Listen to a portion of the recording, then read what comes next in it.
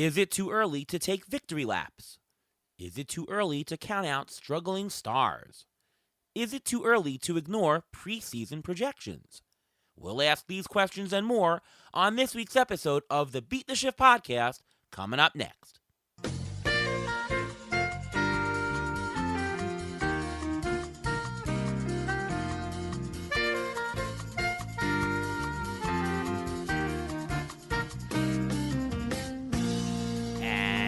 And welcome to another episode of the Beat the Shift podcast. I am your host, Ariel Cohen, and with me as always is Ruvain Guy. What's going on, Ruvain? Not much. How are you doing today? Pretty good. We're just talking before we put this on air about our kids and playing in baseball. Mets are doing pretty well. Took 2 out of 3 for the Pirates and getting set to play the New York Yankees. Are you excited? Baseball is just in full swing now. Yeah, well, taking 2 out of 3 of Pirates isn't anything really crazy to do, but yes, it's going to be the Juan Soto show going back to Yankee Stadium, which will be interesting. He said it's going to be 50,000 versus 1, which is a very interesting way of thinking about it. Yeah. Well, we got a great show today. It's our Is It Too Early episode, and we're going to talk about is it too early to panic? Is it too early to do things? And we've got a great guest from Pitcher List and NBC Sports. Tell me if I missed anything here. Eric Samulski. How are you doing, Eric? I'm good. No, that's it. NBC Sports / Roto World, I guess we could say. Right. But no, that's me. Hi, everybody. I'm here. I'm excited to be on. I think it's been like 2 years since I came on the podcast with you both, so I'm excited to be here. Yeah, something like that. I remember I saw you, though. I saw you at Tout Wars, and I remember I saw you at a Met game last year where I was on the press box level. I think with Ruvain also, right? And Yes, I'm yeah, like, I was there. Eric. And I think Eric, you were in one of our fantasy leagues a couple of years ago also.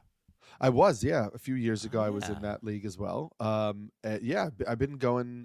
Last year I went to a couple Mets games. This year I went to at least one game in like the first 4 home series and got some, been in the clubhouse, got some good stories. So it's been fun. I'm gonna get. I guess they're not gonna be home for a little bit, but I am excited to keep going there and getting those stories and blending some baseball journalism and fantasy work. Yeah, amazing. All right, well, we're going to go right into the show. And as I mentioned, is it too early? And we're just going to talk about a bunch of things and give you guys the strategy. Later in the show, we'll do some hot, cold, buy, sell, drop, and what do we do with these players? And, of course, our regular waiver wire sections as well. But is it too early, Eric? Is it too early to give up on winning if you're currently in last place? Yeah, it's always too early. I mean, I don't want to say like I never give up, but I never give up on making moves and trying to improve my team as much as possible. I think that some of it is just the amount of work that we put in preparation. We put so much time into preparing for the drafts and doing the research and trying to make sure we're making the right decisions that it's almost like a disservice to yourself after a month and a half to just kind of pack it up and go home. And look, there are crazier things that happen than somebody who's like in 13th place that comes back and finishes in first. And we your league does like top 4 get some sort of prize money. And so maybe you don't even have to finish first. But I just think, we put so much time in, it's worth it to keep going. And then if you're somebody who's going to keep doing this again year after year, like there are valuable lessons to be learned, and there's strategy you can get better at by continuing to approach it as if you're in contention, even if you have fallen out. Yeah, Ruvain, I'm sure you agree. 100%. I'm actually going to quote Tim Allen from Galaxy Quest. Never give up, never surrender. That's the idea when it comes to baseball and fantasy baseball. You should always play. You should always at least play for pride. If you're trying to make it back into the money and you're in last place, give it at least until the All-Star break, because you can still make baby steps. You can see where you can gain little here, little there, and don't be deterred by all the injuries to your team, because other teams have to deal with them as well. Tim Allen from Galaxy Quest? There you go. That's an obscure reference, but yes.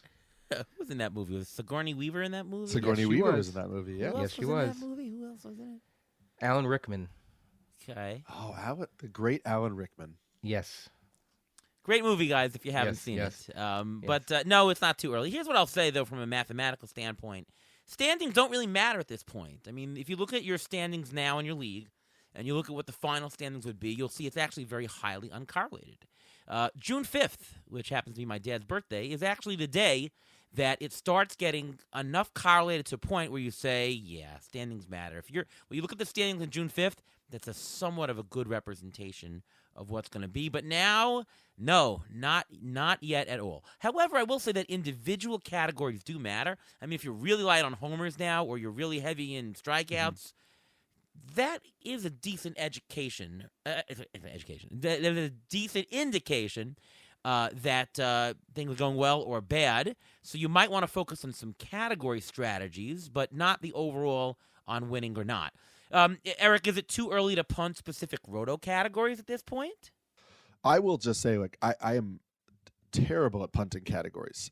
Some people are calibrated to do it. They have the strategy and they have the approach to say that they're ready, that their whole draft strategy is around punting a particular category. But that's at the draft. Now you're talking in season and you suck at one category. You know? Yes. I will say I'm not wired to do it, and so maybe I don't pull the trigger quick enough. I would just say I think outside of saves, I believe it's too early to punt specific categories because I think it's early enough in the season where you're still going to be able to find value on the waiver wire if you are really kind of hunting for a particular category. Saves is really tricky. We always talk about how, like, there are people who go into the draft and say, "Oh, I'm gonna find saves on the wire." That has gotten increasingly hard. This year, it feels like it's almost impossible if you didn't, missed out on somebody in the first week or so. And so I think if you had, a closer get hurt or you punted saves and you're getting nothing every week, it might be time to move on rather than, pick up the Jesus Tanocos of the world and try to, get by week after week. I'd rather spend my resources elsewhere. But I think in other categories, I think it's worth it to keep plugging along and seeing if you can get value on the wire. I mean, I think that saves really matters the format you're in. If you're in a mono league and you've got your one closer and they're out for the season and you don't have their backup, yeah, I mean, you're going to punt right then and there, right? And it's not too early to say that right now. If you're in a 10-team mixed league, I don't know. You make a trade. You pick up some guy on the waiver. The guy's going to be getting into save somewhere in the middle or the halfway for sure at the trading deadline. I don't know. I don't think it is too early. I think you can make a run. And remember, it's not about going into first place in a category. It's marginal points. You might be able to get yourself to the middle of the pack, which will give you something, right? That's a good point. Yes, in a trading league for sure, you're still early enough to, if you're not limited to just finding guys on the waiver wire, then yes, I totally agree. You can go ahead and make a move. Hopefully, if you have nothing in saves, you have a surplus somewhere else. And yeah, sure, in a 10 or 12 team league, there are definitely saves to be had, or more likely saves to be had. I just think if you're in a deeper format, or if you're in a no trading league and you're kind of like up against it in saves, I think maybe it's just that one category where I would just say I would rather pick up a talented pitcher who can help me doing anything else than chase really bad saves from like the Rockies situation or the White Sox situation just to try to sneak a save here or there and help myself in the saves category. I think if that's where I am at and those are my only options, I would be looking to turn the page, at least for now. And I agree completely with that, but for a different reason. Saves, like you mentioned, it is a little bit harder to get on the waiver wire, but if you're going to punt an offensive category, I mean, home runs are sort of tied to RBIs, runs is sort of tied to batting average, sort of, and or correlated to it, and stolen bases is the one thing you can get on the waiver wire, and you can plug in. That's the one thing that you can make pick up a guy and get 4 stolen bases in a week, and you're back in the category. You can't do the same thing with saves. Saves is the one thing, because if you pick up those saves on the closers from the really bad teams, they're going to wreck your ERA and WHIP, and it's going to affect 2 categories negatively as opposed to affecting 1 category positively. Yeah, I think that this is a very specific dependent question. I mean, we can't really do it these days, but a couple of years ago, I know, Ruvain, we were in a league where our starters were terrible. We lost our top starter, including, I remember, Noah Syndergaard went down, and our ERA and WHIP in the middle of May was just to crap, right? But we had really strong closers. We had like 3 closers in a 15-team league, and we were really doing well. And we figured at this point, you know what? Forget the ERA and WHIP. The only way we're going to get out of this mess is with volume. So we just threw any pitchers, 2-star pitchers, get the wins, get the strikeouts. We had the saves, and we just wanted to maximize our pitching points with volume. So we didn't say, well, we're never going to get ERA and WHIP, but we didn't focus on it. We said, the heck with it, sort of punted. But that was the best strategy to get the overall points for pitching. So, I mean, you can't do that strategy these days because, starters don't go that far. You don't get the wins. You could back then. But I think it really depends, is what I'm saying. Mm-hmm. Yeah, and even so, you don't have to necessarily punt WHIP or ERA. You can always drop one of those starters who aren't doing well and go for a middle reliever. Middle reliever, it takes some time and you have to be patient with it, but that can help with your ERA and WHIP. You don't have to punt those categories either. Different strategy nowadays, obviously. All right, is it too early, Eric, to stop looking at preseason projections? We're only about a month and a half or a little bit more into it, but is it too early to stop? And I'll also add to it, is it too early to believe like the 2025 year-to-date figures? I'm kind of in between on it. I personally am no longer looking at preseason projections. But I think I also have a general idea of like who I thought that player was coming into the season. So even if I'm not like hunkered down and like really focused on the numbers of like, oh, what was Taylor Ward's preseason projection batting average, I'm still acknowledging who I thought Taylor Ward was as a player coming into the year, and I'm not ready to abandon him as the idea of that player. However, I do think when it comes to numbers, I'm starting to look more at some of the stats that have started to stabilize. I've been doing a lot of articles recently because even though we don't have a big enough sample size, and I want to be clear, we talk about this all the time, and I'm sure you mentioned this to the people who listen to the show as well, that like when we say that stats start to stabilize, we don't mean that the hitter or the pitcher owns that number, that's who they are for the rest of the year. It just means it is more meaningful after a point of stabilization than it would have been after 3 weeks of the season or 4 weeks of the season. And so a lot of stats that I like looking at, like the swing decision stats, strikeout rates, walk rates, a lot of those plate discipline stats have started to stabilize. And so I now am looking to get a better sense of who is this hitter in 2025, not based on what is their barrel rate, what is their batting average, but based on what is their approach at the plate. Is this a hitter who is chasing less out of the zone? Is this a hitter who is swinging a lot more often this year than they were last year? Is this a hitter who is whose swinging strike rate is way down? Those are things that I think are a little bit more, those are quote unquote sticky. So they're a little bit more indicative of who that hitter might be in 2025 versus what the preseason projections say that hitter was supposed to be. Very good insights, Ruben. Yeah, I generally agree with that. It's more about the player perception at this point as opposed to what the preseason stats are. I mean, no one's really going back to the preseason stats and saying, okay, this person's projected for this, so this amount of home runs, so this is how many more home runs they're going to have the rest of the year. That's not necessarily how it works at this point, because listen, we went through a very cold April. The weather is warming up, and the schedules play a big deal in this. And I think, if anything, you should look more at the schedules. Look at the Cubs. The Cubs played the toughest schedule, and look at them and look at how they're playing so far. They have the easiest schedule coming up. They've already finished with the Dodgers, Diamondbacks, Braves, and Padres, and now so they have an easier schedule. So if you want to get a guy, instead of looking at what they were supposed to do, look at who they're going to face. Look at the talent they're going to face. And I think looking at the upcoming schedule will give you more insight into the certain players as opposed to the initial projections from the beginning of the year. Yeah, I think that for some categories, 2024 preseason still matters. Home runs takes a while to stabilize. Batting average would fluctuate a lot. You should probably look at the 2020, the preseason. It matters. But a lot of usage statistics don't. I mean, stolen bases, it might have a different manager's decision, might be going for it or not. Look at just the at-bats and the volume. Where is the person batting in the lineup? Preseason, do we say he's going to bat ninth, or is he now batting fifth, right? So it's going to change a lot depending on usage. But for just overall numbers, a guy who hits fourth all the time, you thought so preseason, and he's a little bit light on the homers, I would actually count the 2024 preseason stats. Now, I'm sorry, the 2025 preseason stats.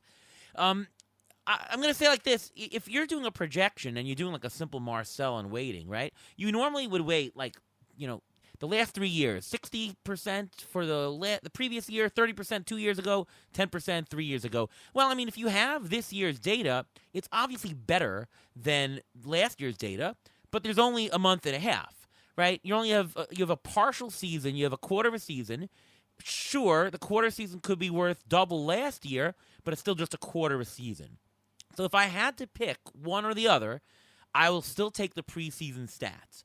But obviously, we're good analysts, and we have to look at a combination of both. If you look at the rest of season projections, like look at ATC rest of season, which, by the way, is on Fangraphs and is rolling forward right now. It should also be on Yahoo. If it's not already, it will be soon. Rest of season incorporates a little bit of both. It takes this year and incorporates it. So it does give some flavor to this year, but it still is very heavily based on what we had preseason. Yeah. I think the year-to-date thing is really interesting, too, because there is a sense of, like, if you are looking at a hitter who's on a hot streak and we don't think it's real, right? You're looking at the year-to-date stats. They're incredible. You're looking under the hood. It doesn't seem real. It doesn't mean don't pick up that player, right? Like, for example, a hitter that I wrote about this week is Javi Baez, right? Javi Baez his resurgence is talked about a lot, mainly because he fell off so hard in the years past and got paid so much money, and there was like speculation he was going to get cut by the Tigers and all of that. Now he's hitting .319 with 5 homers, and everybody's like, oh, is Javi Baez back? And the truth is that no, Javi Baez he's not back. His average exit velocity is the lowest it's ever been in his career. His barrel rate's down. His contact rate is up only 1% from last year. His swinging strike rate is only down 1% from last year. All his like batted ball metrics, the pull rates, ground ball rates, fly ball rates are within his career kind of norms. So a lot of this says, yes, it's a slightly different Javi Baez, but it's not a completely different Javi Baez. But that also doesn't mean leave him on the waiver wire when he's hitting this well. It means, sure, pick him up. See if the hot streak continues for another 2-3 weeks, but acknowledge that it is probably not quote unquote real. It's probably not going to last all season. But just because something doesn't seem like it's going to last all season for you doesn't mean it can't help you for the next 2 weeks. And I think that's a problem we have sometimes when we get so into the numbers and we say, oh, well, this isn't realistic. And that's fine, but we don't know when the hot streak is going to come to an end. So if you don't have to spend a big price to pick up a hot hitter, like put him on your roster, see if you get those stats, because you still bank those stats. Even if Javi Baez falls apart in 3 weeks, if he was on your roster and hot for those 3 weeks, you got those stats and they count. And then you just have to move on when it seems like the ride is over. Yeah, no, these are great points and great example. But then I have a question. If you're looking at the stats and you're just talking about it that way about Javi Baez, should we all go run and start picking up Patrick Corbin? I mean, he's pitching differently now. I'm being totally serious. People think he completely fell off, and this year he's actually playable. He's got a 3.35 ERA, a 1.3 WHIP. He's got 29 strikeouts in 37 innings. I mean, I don't see what are we seeing from Patrick Corbin? It could be the same type of thing. You don't know. It's just so hard to tell. Honestly, like, I'll steal the term that my co-host on the Corner podcast, Nick Pollock, uses all the time, but he talks about the Vargas rule, right? The Vargas rule is his thing connected back to Miguel Vargas in years past, where like pitchers who go on these runs where you're like, this is not going to continue, but they keep getting good start after good start, or usable start after usable start after usable start. And we say, this isn't going to work. And eventually we know it won't. Right? There was a little bit of like Jake Irvin last year. There was like a 6-week stretch where Jake Irvin was incredible. And it took a while for people to pick him up because it was Jake Irvin and nobody believed in it.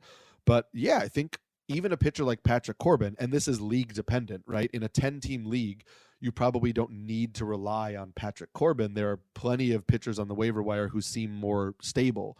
But in a 15-team league, if Patrick Corbin is on your waiver wire and he keeps putting together decent outings, like, sure, maybe you're in a position where you need to, take a gamble and see if you could get a couple good starts, acknowledging that it's probably going to fall apart. But if that's a better option than, guys you are seeing on your waiver wire, don't discredit it because you think this can't last. If it's working right now, maybe it'll work for you for 2 starts. And obviously pitching is easier because it's more dependent, right? You could say, yes, Patrick Corbin is on a heater. He's facing the Dodgers. Okay, I'm not going to push it. But Patrick Corbin is pitching pretty well, and I don't think it's going to last. But he gets the Brewers this week, and the Brewers are struggling as an offense. Okay, maybe I'll roll the dice for another week because I'm in a deep league and because the other options on my waiver wire are not particularly good. I think it's very league dependent. Yeah, the only thing I'd say though, Eric, is that for hitters, the downside just gets you a couple of 0 for 4s. If you're in a pitcher, if you're using a pitcher and it's not a head-to-head league where you have a bad start one week, all right, lost the week. If you're in a roto league, you can have a pitcher who's doing well just give it all back in one start and hit that brick wall and just crap, what the hell? Sure. And of course, you didn't pick him up for the good starts. You just picked him up for the tail end, and sure, . But I guess I would push back and just say that happens often when not with guys who aren't Patrick Corbin, right? With guys who we're like, oh, this is the best 2-start pitcher of the week. Somebody I think it was joked in the past about, oh my God, I'm blanking on the Rockies pitcher. Oh, getting Gombered, right? Because people picked up Austin Gomber, right? But like when Emerson Hancock got a spot in the rotation, he had a 2-start week, and I think they were 2 pretty good matchups. And everybody was like, Emerson Hancock was not maybe I'll hold my nose and pick him up. Like people actively went out and got him, and it was a really bad 2-start week. And so I get what you're saying, and you're totally right. I would just say that when you are streaming starting pitching, or when you put yourself in a position where you are streaming starting pitching or picking up starters for a particular week, you're running that risk anyway, even if you think that you're getting a better pitcher, then there's still a chance that if he's a streaming starter and he's not somebody in a 10-team league who's 67% rostered, that you're going to run into a bad start. Like Patrick Corbin faced the Rockies this week. He had not allowed more than 2 runs in a start since his first start against the Cubs. Like Patrick Corbin against the Rockies was probably a decent start. And yeah, 3 runs in 6 innings is not great, but he had that's a quality start with 9 strikeouts and a win. Like in most deeper leagues, you'd be pretty fine with that. Well, his next start is at Yankee Stadium, but then the following week he may be 2-start. So you have to wait. There's no harm in having on your bench and having that option as opposed to not having that option. Right. It's a little bit of like the Colin Ray thing this week. Like, is Colin Ray going to keep pitching this well? Like, no. Colin Ray is not somebody who has a 2.48 ERA. It's probably not going to happen. But he got the White Sox and the Marlins this week, and so yeah, I'll keep him on my roster and see how long this lasts. And if his start after that is against like the Phillies, sure, I might drop him. But I think you can ride the hot streaks even with pitching. You just have to be a little more cognizant of matchups than you would be with hitters. Well, I like how this discussion has gone. We went from projections, and then we went to picking up Patrick Corbin for this week, so it went pretty good. For the record, Derek Hardy would tell you, do not believe the 2025 year-to-date figures, just go by projections. So, anyways, here's a fun one. Is it too early to take a victory lap? Yes. Yes. It's fun too, though. I get it. It is fun. You want to do it, especially if it's a player that you feel like, everybody who does this kind of analysis feels like they like quote unquote discovered a player or somebody is their player because they, were in on them early and they drafted all these shares, and you want to like really kind of like, you want to have a little validation for the work you did in the offseason that led you to this particular player that you thought was being undervalued. And I get that. I just think things can change on a dime. And anytime you take a victory lap, you're just opening up for the possibility that it will, blow up in your face and somebody can remind you of the victory lap you took on the player who's now 2 for his last 47.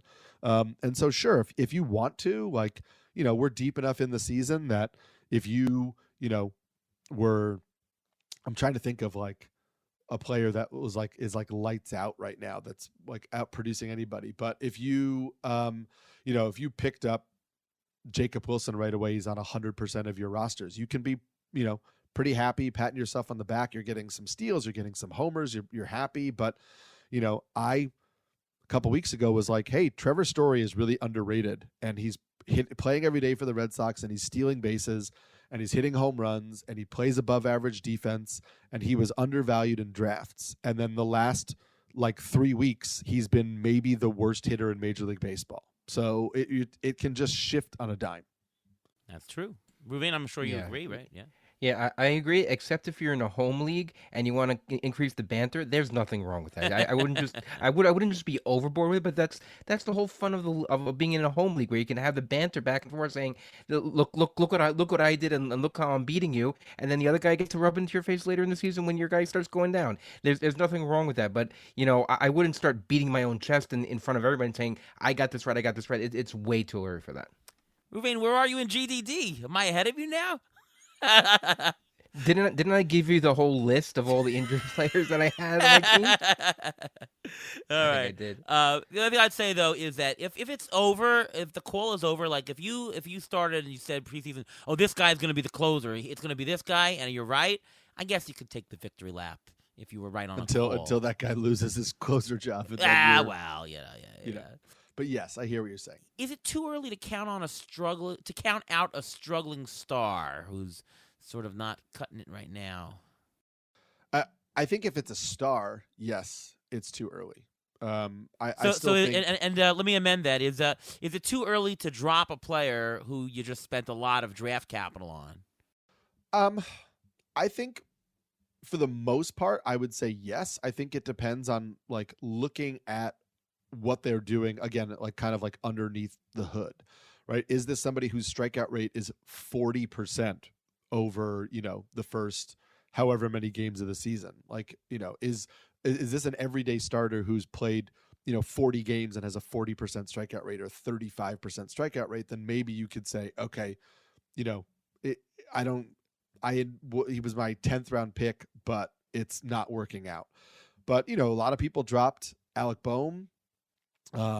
And he's kind of turned it around a little bit of late. A lot of people were worried about Xander Bogaerts, and he's turned it around a little bit of late. I just think if a player has a long track record, I'm still at a point in the season where I'm trusting the track record, and that goes even for like somebody like Marcus Semien, who I know everybody's like, oh, Marcus Semien is having a terrible season, and I get it, but I don't see a lot under the hood that makes me think he's a drastically different player, and so I'm willing to trust the production coming into the year more than the first 6 weeks of the season. Oh, yeah, and besides bad luck, I'm always worried about a hidden injury that you just don't know about, Or a guy who was injured, came back really quickly, and maybe he's just slow to get back, but they pushed him, that kind of thing. Right, Ruben? It could also be, besides injury, it could be age-related, just so that there's a sharper decline that we weren't prepared for. And as for the people you've spent a lot of draft capital on, those guys, those are supposed to be your compilers. If you got a compiler and he's not performing, if you drop them, who's going to pick up the slack? You have to, at this point, it's still early enough in the season that a compiler can still turn it around, I would think. Yeah, there's got to be no justification to dropping him. I mean, unless you're in like first place and you just found something that's just so juicy on the waiver wire that it's going to make up. Why would you do that? If you're in last place, I mean, you just got to take that chance that the guy's going to get back to normal. From a game theory standpoint, there's no reason to do that. Benching is different. Benching is different. You can bench them until you see the turnaround. That's different. But dropping them, there's no reason to. Definitely. Sometimes you need to send them a message. They need to know. They check their CBS roster and starting percentage. They feel it. They know. Oh yeah, they certainly do. Is it too early to trade? I'll go for this one. No, you should be trading the very first day of the season. Yeah, and if only because it's fun, but also. Values your the value of your team, or the composure of your team, the context of your team changes a little bit. Like, for example, in my home league, um, I got way more stolen bases early in the season than I thought I was going to get from guys like O'Neal Cruz and Fernando Tatis. I did not see O'Neal Cruz being at 16 stolen bases at this point in the season. I did not see Fernando Tatis being at 8 stolen bases right now at this point in the season. And so I have a surplus of stolen bases based on what I thought I was drafting. And so, yeah, I can trade away some stolen bases right now because I'm revisiting the context of my team, and I'm saying, okay, I'm currently at the top of the league in terms of stolen bases. I don't see any reason why that changes. And now I have a little surplus in this category, but maybe I want to reconfigure and add a little more power or add some pitching or whatever it is. I think it's early. It's not early enough to see how the dynamic of your team maybe is different than you thought it was on draft day. Yep. Okay, moving. And trading leagues, this is why you should not be giving up, because you still have a chance. You could package together a good deal. If you have an extra starting pitcher and you need home runs and RBIs, just trade it. What have you got to lose? If you don't think you're going to be in the money or raising the standings without making a trade, then you've got nothing to lose at that point. So yes, you should always be looking at trades. You should be asking around if anyone's willing to make trades or what other teams are looking for. Look on if you have a chat on any like on an app or anything like that, ask around. It doesn't hurt. You can always, as we say when we get closer to the waiver or for the trading deadline, everyone has to kick the tires a little bit. There's nothing wrong with asking around and seeing whether or not a trade would fit for you. Yeah, I think you're better trading day one. Better off trading day one than trading one day before the trading deadline. Agreed. All right, let's do a little bit of buy, sell, hold. We're going to go through a couple of hot players and see what we think about what we should do with them in fantasy, and some cold players and vice versa. Byron Buxton, wow, not injured yet. The most surprising statistic, 40 games played so far. He's batting .258 with 9 homers and 8 steals. Now, we expected his power output for when he plays, but very encouraging are the stolen bases. He's about at twice the pace he's shown in the past few years, and he's not been caught stealing so far. But will he stay healthy all year? Survey says he got hurt today. He got hurt today. Concussion, right? Yes. I think that was he was being evaluated for one. I don't know what the final. Yeah, they said he's going to be evaluated, but that can take a day or two to see if he has any symptoms or not. And that's the last thing the Twins want to see. A Carlos Correa go into a Byron Buxton, two of the guys who you have to keep healthy for the rest of the season, and there's like no communication when it was going on. It was very scary to see, and the fact that he always has these freak injuries, and that's the problem with him. He always gets hurt. He runs into a wall. He gets hurt diving and all this stuff. I think he may be better suited just to be the DH and just bubble wrap him, because he can be offensively very good, but he very rarely gets hurt when he's hitting. I think that may be the key for the Twins here. All right, Eric, do you agree? What are you going to do, Eric, in fantasy with him? I guess he's you tell me, is he a hold? Is he a sell? He's not a buy. I don't know. Is he? To me, he's not a buy. I would say if I have him on my team, I'm willing to see what somebody is going to give me for him. I think he's more of a hold, because I just think at this point in time, Buxton hasn't played he played 102 games last year. He has not played 100 games in another season since 2017. At that point, that is such a long track record that everybody in your league probably expects him to get hurt at some point this year. So you're trading him away right now, not because he's doing poorly. You're trading him away right now because you're not sure how long he's going to be healthy enough to give your team stats. But every single other manager in your league is thinking this guy isn't going to be healthy enough for the whole season. Yeah, it all takes is one, though, right? Right, exactly, and that's why I'm willing to float offers out there and see if somebody is willing to pay me for full season of Byron Buxton. I'm not actively trying to get him off of my roster before the injury, unless I'm getting value for him that makes it worth giving up the deal. I'd rather at this point, rather than sell low, right, rather than sell under the current value that he's giving me, because he wasn't probably like a really early round pick for you. He had been falling in draft. So he's probably way outproduced the draft value you got him at. I'd almost rather, if all I'm getting are offers for, what equates to like 40 more games of Byron Buxton because everybody thinks he's going to get hurt, I'd rather take those 40 games, bank the stats, and if I need to go to the waiver wire, go to the waiver wire. Well, I'll tell you that Sarah Sanchez had a strategy that she used to do with Clayton Kershaw, and she would draft Clayton Kershaw. He'd obviously pitch well, and then she'd sell him to trade him to another team, and then the next week that Kershaw got hurt. I mean, to me, this is the same strategy. Byron Buxton is a sell or actually a trade. Trade him away while he's hot, and not only is he hot, he's healthy and he's hot. He's a definite trade right now. You'll get all your value right now, and look, he's going to perform right now if he's healthy. We see that he's on track to being great, but I mean, he's going to get hurt. So it's the Clayton Kershaw trade strategy. You got to use it now. That's my feeling. Would you trade him even if you felt like what you were getting back was far below the value you're getting from Buxton right now? I mean, would you trade Byron Buxton for Taylor Ward?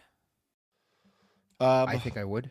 I would because 100%. Coming into the season, I would have drafted Taylor Ward over Byron Buxton, and Taylor Ward is somebody whose underlying metrics are not that different than what we've seen from him in the past. So I don't think that he deserves the poor numbers that he currently has.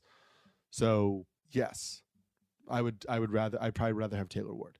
And we actually did the same strategy. We drafted Jacob deGrom one year, and we traded him like a month into the season because we knew he was going to get hurt. And there's nothing wrong with that. I mean, Byron Buxton right now, he has his highest hard hit rate for his entire career. He's playing well. Since April 24th, his batting average has gone up 35 points with 4 homers and 3 stolen bases. If you knew he can be healthy, great. But I would 100% at this point sell him. I don't see you can get much more value out of him just because we talked about whether or not we're still looking at projections or not. Some players, when they're injury prone, you could still look at their projections for how many games we projected them for. And if they're, let's say, halfway at their projections and they're expected to get injured, I think this is a selling opportunity. Would you trade him for Cedric Mullins? Yes. Yes. Well, let's look at a different. I mean, let's say you're trading him because you don't need you have another outfielder. You don't need it. Like, are you willing to trade him for? I'm looking at like middle infielders who are, off to slow-ish starts. But like, are you trading him for Brandon Lau? Are you trading him for Colt Keith? Not really. I mean, I think it's player dependent, but right. I'm just saying. I think that I don't know that anybody would give you a Cedric Mullins for Byron Buxton because I think the person who has Cedric Mullins is also thinking, "Hey, Byron Buxton's going to get hurt."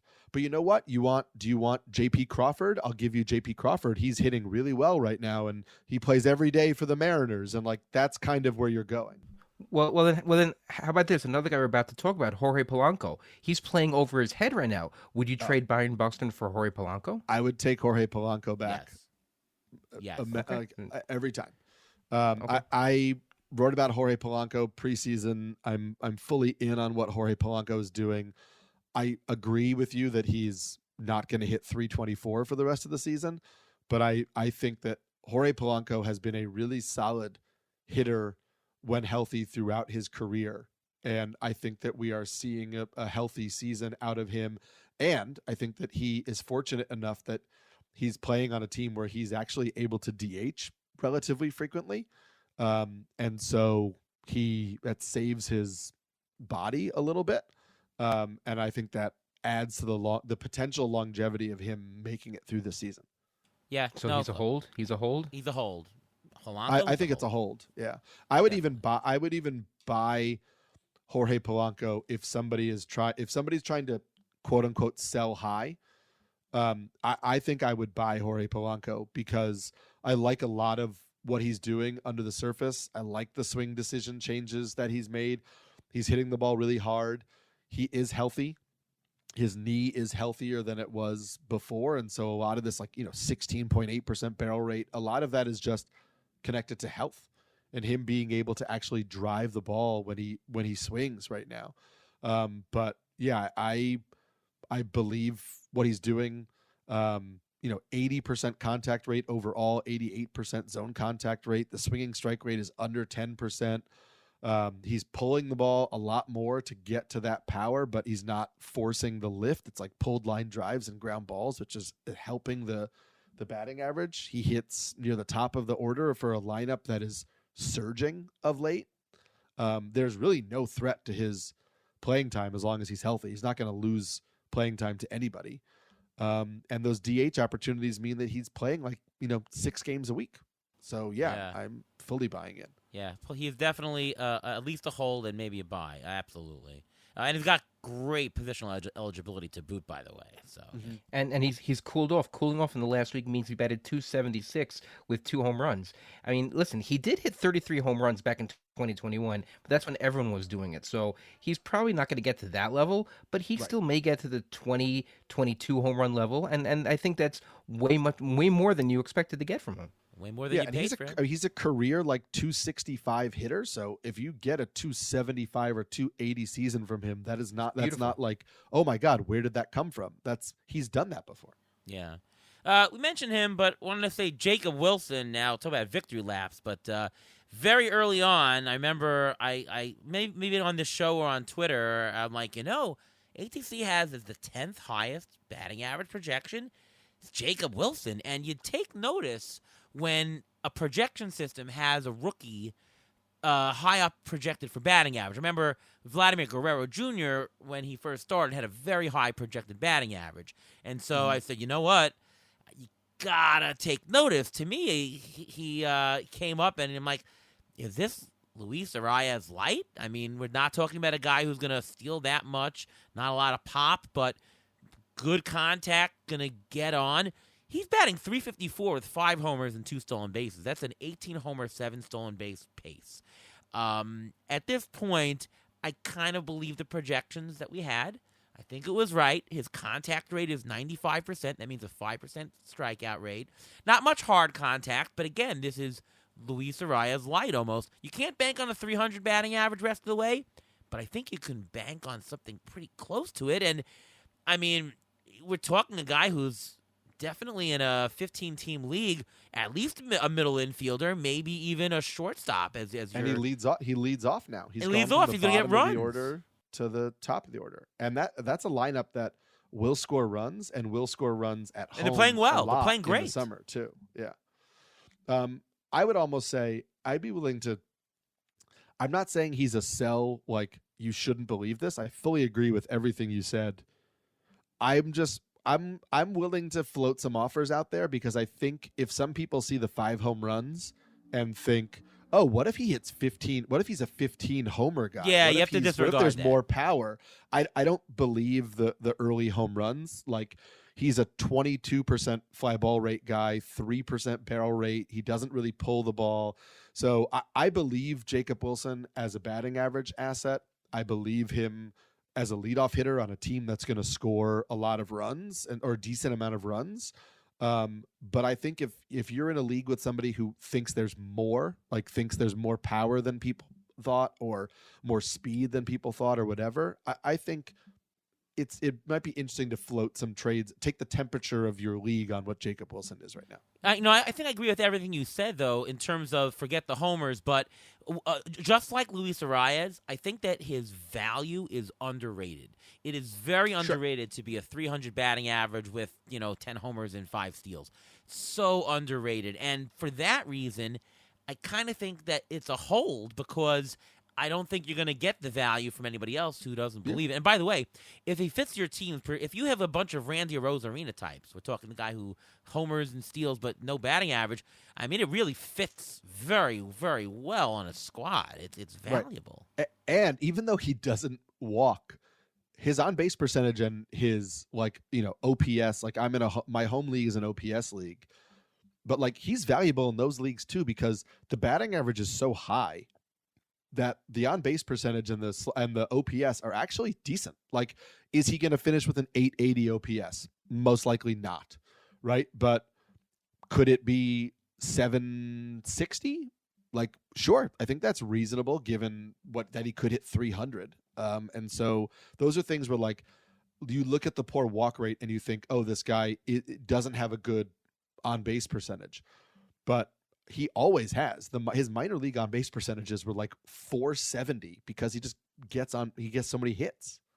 This is a guy that if you're on a team that's not doing well in the standings overall, this is a guy you can sell high. Because like the stock market, you want to buy low, sell high. If you need to get some assets back and he's helping you, that's great. And you're near the top in batting average, I don't think he's going to hit 350 the rest of the year. If he does, that's amazing, and God bless him, let him do that. But the chances are he's not going to do it. He'll probably hit maybe 300 to 320, which I could see, but it's still a little tick down. So you're really selling it high because coming to the season, most of the projections had him as a 300 batting average, but empty everything else. So the fact that he's giving us off his gravy, that's great. But if your team is not doing well and you're in a trading league, there's no reason why you shouldn't try to sell him and get something back to help you in other areas. All right, before we go any further, it's time for the Injury Guru's Trivia of the Week. Well, now we're going to go over to all the cold players and what we should do, whether buy, sell, or hold them. And a couple of the players we're going to talk about are pitchers. So I just wanted to throw this trivia question and see if you guys can figure this out. There are only 4 starting pitchers in Major League Baseball who have pitched over 30 innings and have a walk per 9 that's over 5. Who are they? A walk per 9 that's over BB/9 over 5, and they've pitched more than 30 innings. Starting pitchers. One guy I'm sure is one of the guys we're going to talk about, Eduardo Rodriguez. No, actually, No? he's not on the list. He didn't qualify. I feel pretty confident because he has like the worst strikeout minus walk ratio in baseball, but I feel pretty confident one of them is Randy Vasquez. Randy Vasquez is one of them. He's actually ranked second highest. And if I'm not mistaken, Roki Sasaki is also one of them. Roki Sasaki is actually 5th. His is right under 5. It's like 4.78, but that was close. Can I go with Yusei Kikuchi? No, he's not on there. No. One of the guys we're going to talk about. One of the guys we're going to talk about. Well, how about? Yeah, so that's a little. How about? Isn't Charlie Morton's walk per 9 way elevated? Doesn't have enough innings. Charlie Morton, So 30 innings or more. I thought he'd thrown over. 30. They have the number one, the highest BB per 9 with over 30 innings for a starting pitcher is Jackson Jobe. He's number 1 on the list. Randy Vasquez is number 2. Number 4 is Gavin Williams. But number 3 is Sandy Alcantara, which is very concerning because he's a guy, he's coming off of Tommy John surgery. And the one thing that people always are concerned about when they come out from Tommy John surgery is control and being able to control where you're throwing the ball, whether you're walking a lot of people and everything like that. So he's off to a very poor start. He's faced the Dodgers twice and wasn't that great. He gave up 4 runs versus the White Sox his last time out. His velocity is there, but he's walking the ballpark. So, Eric, is he a buy, sell, or hold? Buy. I wrote an article I published an article this week about Sandy Alcantara. And I told everybody if he was dropped in your league, I'd be picking him up. I think by the middle of June, we're seeing the Sandy Alcantara that we're used to seeing. I'll just tell people the article in full is over on NBC Sports. You could check it out if you want to read a lot of detail. I'll try and just summarize it really quickly. But as Ruvain pointed out, the velocity is there. His sinker velocity in the start against the White Sox, his last start, was at 97.4 miles an hour. That's basically in line with what he was before.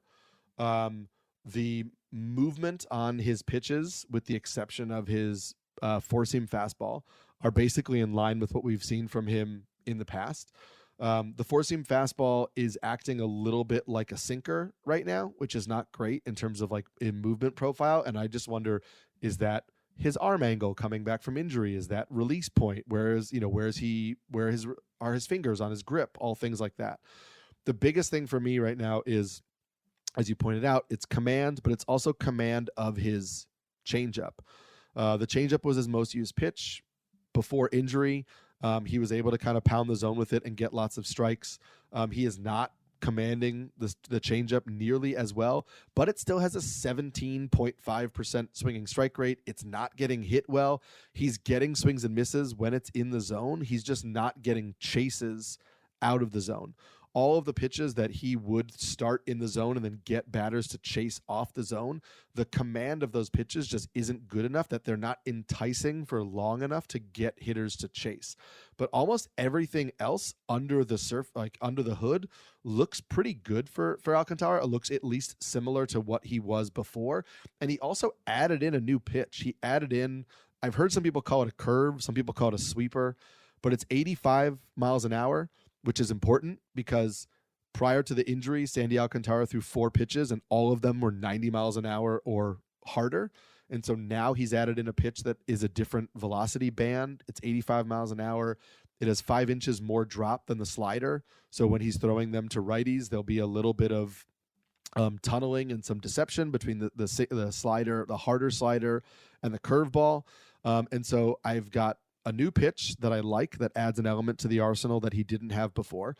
I've got similar shape on the secondary pitches that he had before. I've got similar velocity that he had before the injury, and I'm getting swings and misses in the zone. So really the only thing that I'm missing is command. And as you pointed out, we know that's the last thing to come back when pitchers come back from Tommy John surgery. And that start against the White Sox, he had allowed 1 run on 5 hits in 5 innings and struck out 7 guys heading into the 6th inning. And on his 99th pitch of the day, he hung one of those new curveballs and it was hit for a home run that drastically changed the stat line. But he was pitching really well for the first 5 innings. So yeah, I think Sandy Alcantara is somebody who in a few weeks is going to put together a couple of really nice starts. All right. Wow.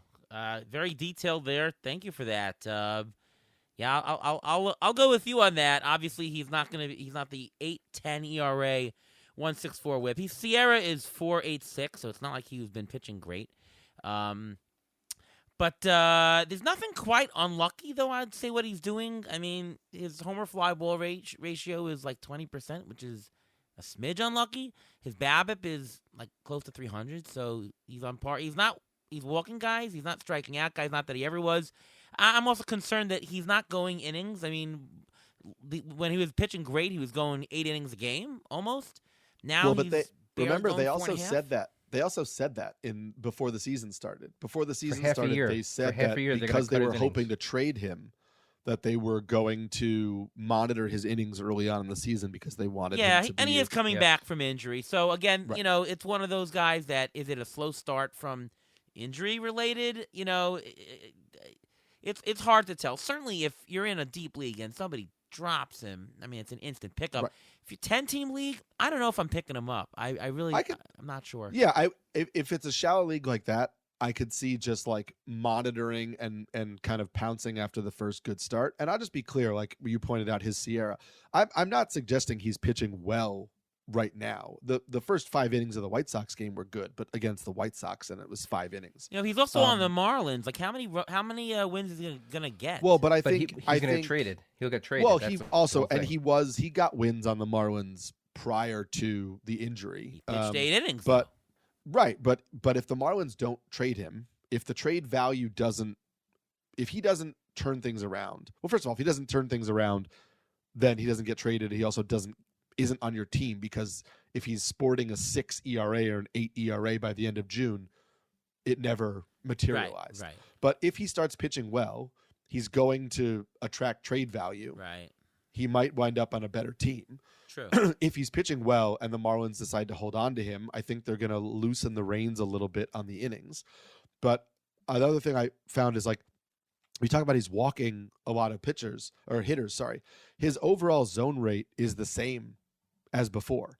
His strike rate and his swing rates against are lower. So he's actually throwing the ball in the strike zone as often as he did prior to. So when we say his walk rate is up, it's not because he can't find the strike zone. It's that he's not getting He's getting behind in the count, and hitters are not swinging at balls or swinging at pitches outside of the strike zone at the same rate they were before. And so that has lowered his overall strike rate, and that has also lowered the strikeout rate and the walk rate. So it's not just like command within the strike zone. It's more the precision of the command, right? Getting people to chase pitches that aren't strikes that he would have gotten before because he's just not executing at the level that he was before. But it's not like an old school Rick Ankiel thing where he just has no idea where the ball is going. Okay. Let's go quickly with Eduardo Rodriguez. I don't want to spend a lot of time, but I think this is a little bit different story than Sandy. I mean, he's god-awful right now, 70 RA, 1.7 whip.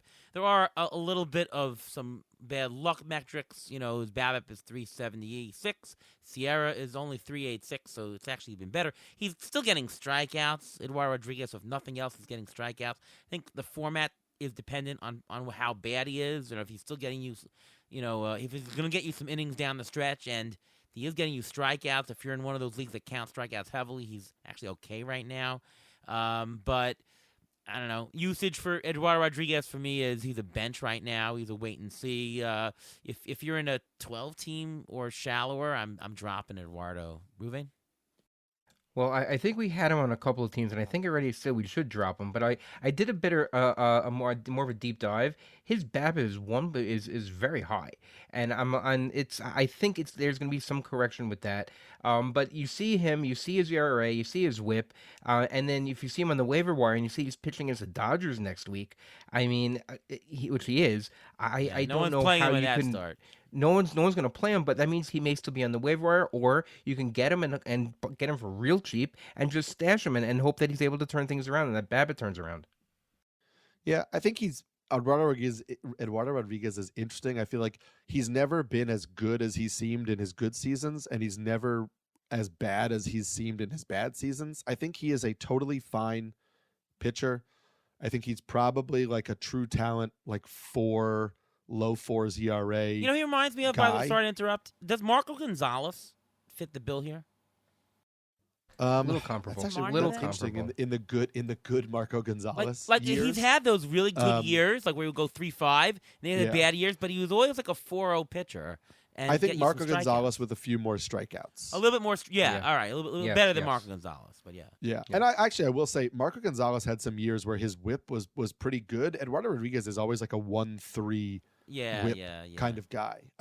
I dropped him in a 12-team league, and I'm okay with it. I'm not kicking myself for it. And I'll keep an eye on him, but I think I just don't. I guess I'm never super into him as his profile.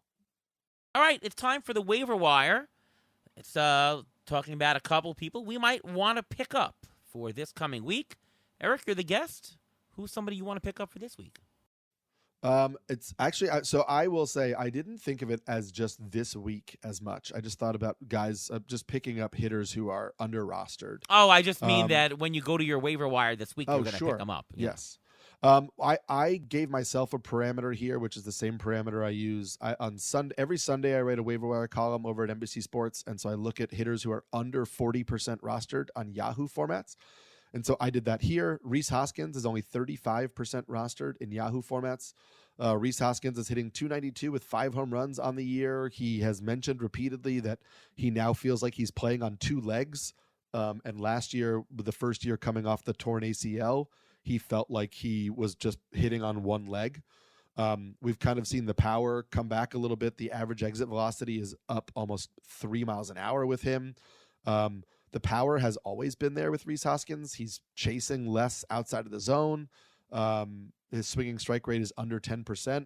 The Brewers' home park is a pretty good park for power. I like what Rhys Hoskins is doing, and I think he could be back to being a 25 plus, maybe 30 homer bat. All right, somebody for you, Ruben? Yeah, I got a couple guys. First of all, I'm going to go with our hometown team here, the Mets. Brett Beatty, since he's been called up on 5-7, his batting average has gone up 43 points. He has 4 homers, 7 RBIs. Yes, he's part of a platoon. He's the lefty part of the platoon, but his approach seems different. The home runs were not pulled. they were, I think 2 or 3 of them were opposite field home runs.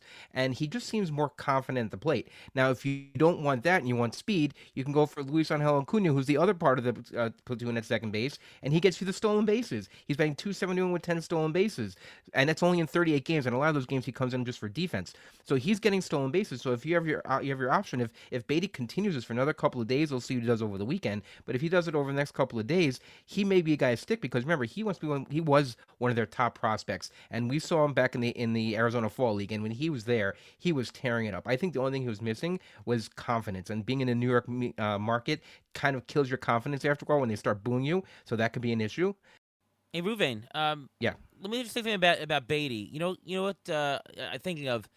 Last year, Mark Vientos didn't make the team, came up, struggled a bit, then he hits a game-winning homer, and the next day he's sent down. Crushed it in AAA.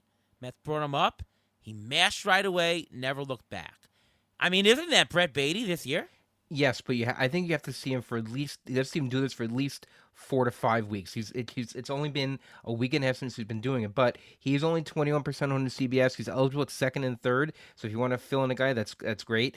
2 other quick guys I want to mention. We mentioned Jordan Romano on I think in the last podcast or 2 ago. He hasn't allowed a run in the last 6 outings, which is since April 23rd. I think we brought up that it was maybe tipping his pitches. He's only given up 4 hits in those 6 innings with 3 saves. This could be the last chance to get your hands on the Phillies closer. And one more guy, this is for really deep leagues, and if you have the room on your roster, this is a sneaky pick. Joe Boyle from the Tampa Bay Rays. He's in the minors. His K per 9 is through the roof. He's got a 1.46 ERA in 7 starts. He made 1 start in the majors this year. He's got a 98-mile-an-hour fastball, a 90-mile-an-hour slider. His splitter, he added a splitter, it's at 93. 13% of people own him already in CBS. He's a guy that if one injury pops up on the Rays pitching staff, which the Rays pitching staff never get hurt, but if one guy gets hurt, Joe Boyle's the guy there, and he's going to be the top guy to be picked up in all leagues that week. All right, well, I mean, Brett Beatty was my top guy, and I'm just eerily familiar with what Vientos did last year, and I mean, he's hitting him to opposite field. He's looked absolutely locked and loaded. His WRC plus 249 since the callback. Yeah, I also really like the Acuna mention, and I kind of think like Hyseong Kim is in the same. I was about to as exactly Acuna, say him next. of like, I don't know that Hyseong Kim. Everybody saw the video where that he hit allegedly like a 460-foot homer. But the exit velocities in the minor leagues were not that good. He wasn't really hitting the ball exceptionally hard. He will run into some home runs, but I think his value for the Dodgers right now, 2025, will be speed and hopefully hitting maybe like 260, 270. Yeah, and score runs. He'll score runs. And scoring runs. The question is going to be when Tommy Edman and Teoscar Hernandez come back, can they keep him up? They don't play him against lefties, so he would be just against righties. But he's got some defensive versatility. He'd be interesting in that same Acuna vein. And then I have to mention, because I talked about this online, like Trey Sweeney of the Tigers. He's only rostered in 9% of Yahoo leagues. A couple weeks ago, I put together a plate discipline leaderboard of hitters who were not chasing pitches outside of the zone, making a lot of contact in the zone, and making around league average. At that point, he was league average barrel rate. He's now slightly under league average barrel rate, but making league average hard contact. And Trey Sweeney popped on the leaderboard, and I didn't believe it. And I also said, this article features too many hitters, so I'm not going to include Trey Sweeney. And over the last few weeks, he's basically proven me wrong. And I think it's an important lesson on process that, like, I didn't believe it, but I made the leaderboard and he met all the criteria for the leaderboard. So I should have at least listed him and said, hey, I don't know if this is going to last, but this guy is doing all of the things I said I like. And so I at least need to acknowledge that. And so I'm still acknowledging that with Trey Sweeney is like, look, I don't know how long this is going to last, but he's doing all the things I like hitters to do. He's not really chasing outside of the zone that much. He's got 84% zone contact. His swinging strike rate has gone up a little bit, but it's still better than league average. He's pulling the ball, but pulling the ball on the ground and on the line a lot. He's not really lifting, and I think that's really helped his batting average of late. He plays every day for Detroit. And so this is like a 15-team league only thing. It's a deep play, but like I'm I don't know. I mean, he like 15 homers, 20 steals last year in the minors. Like he has a little bit of power, has a little bit of speed. I like his swing decisions. I think the recent run from Trey Sweeney is not totally fluky. No, absolutely worth a shot. Yeah. I'll throw in Dalton Rushing. Just he's for deeper two catcher leagues, making MLB debut. Track that. And Evan Carter, 50% owned on CBS. We're talking 12 team, maybe 15 team league, roughly that range. Yeah, he's back, and he could do something special. You never know. You might want to pick him up. All right, pitcher preview. That's where we talk about this coming week's 2 start matchups, one start matchup. Anyone to pick up for this week, Eric? When you say this week, we mean the rest, like the remainder of this week, or looking at next week starting The Monday. For the Monday through Sunday. Sure. For the next scoring period. If Cade Horton wasn't picked up in your league, I would still add Cade Horton. We don't know how long he's going to get in the rotation, but he gets Miami next week. And so that's a pretty good one start. And there's a chance as a top prospect that he is going to remain in the rotation. And so that interests me.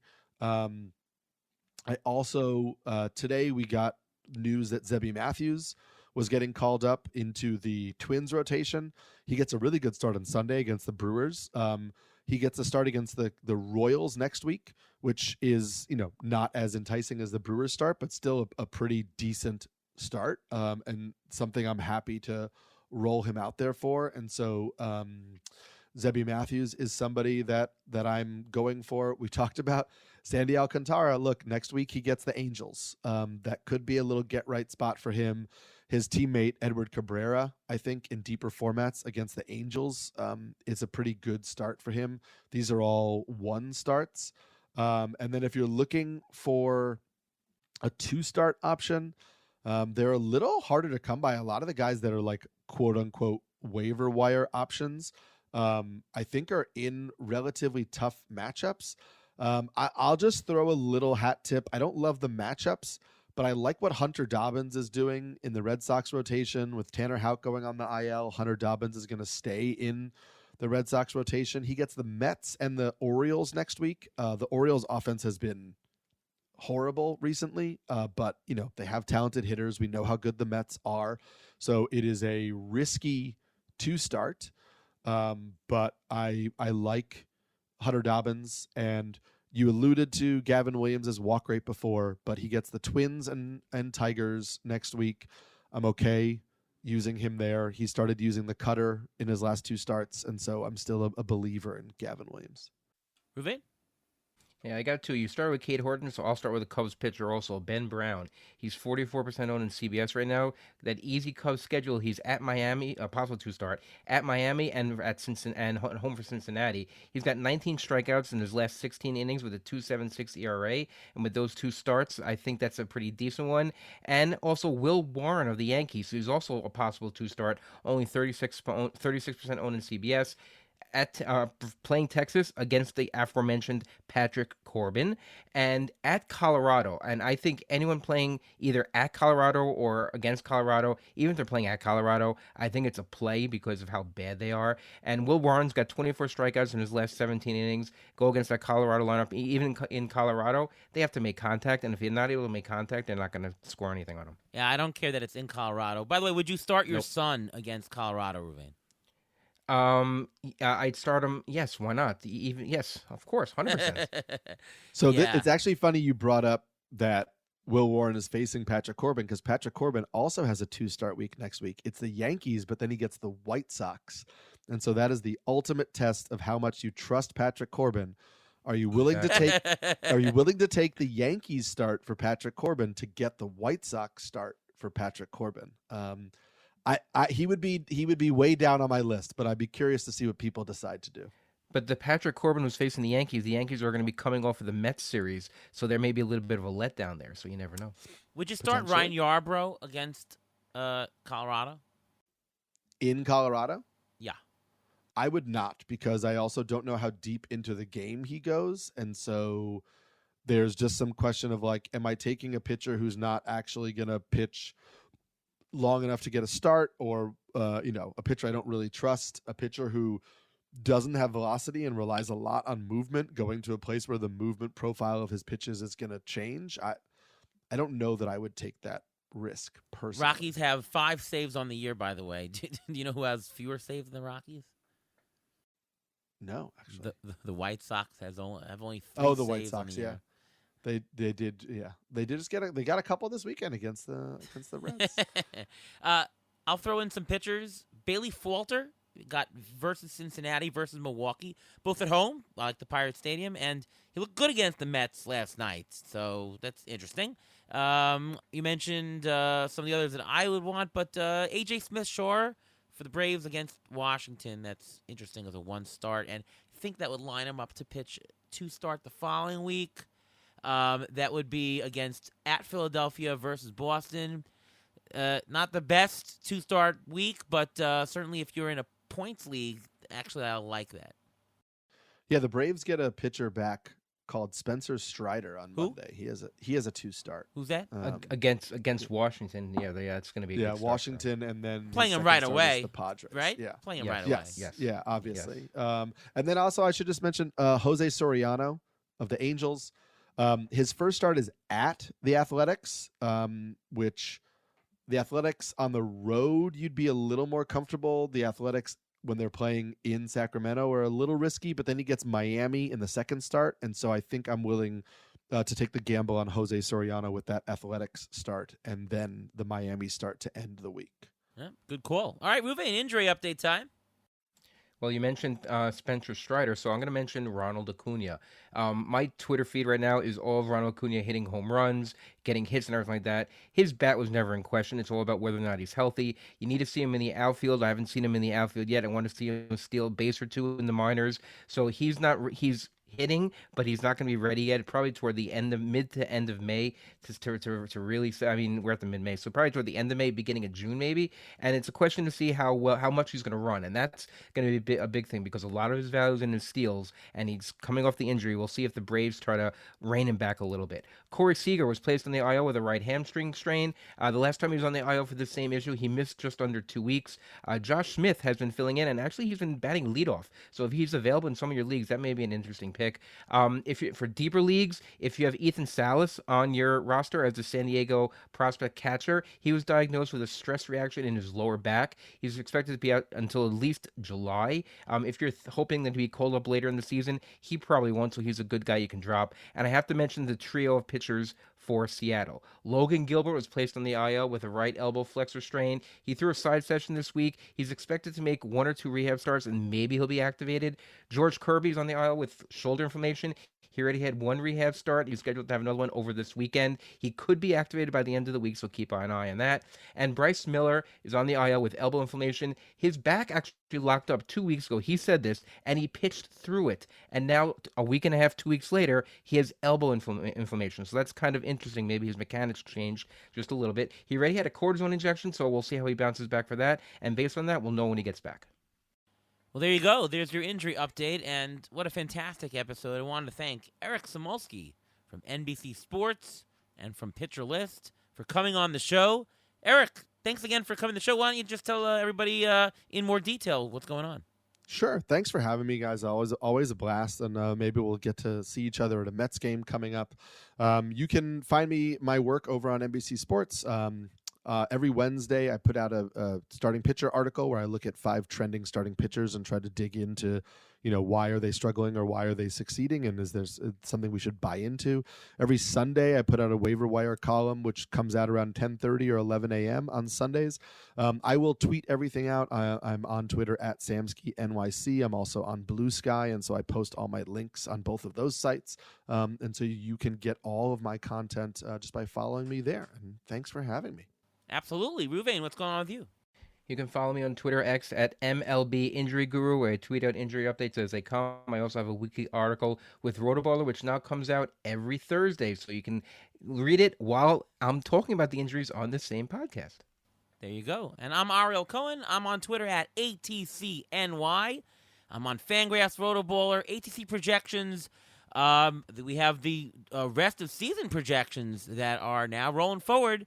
Definitely see them on Fangraphs. They're updated. The rates have just been updated last week, so they're good to go. Playing time gets updated daily as per the Fangraphs depth charts. Well, once again, thank you so much to Eric Samulski for being on the show today, and from all of us here at Beat the Shift. Well, we'll see you next time.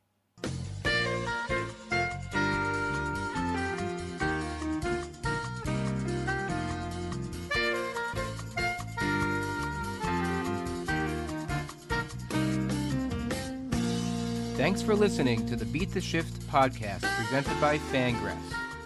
Follow us on Twitter at beat_shift_pod.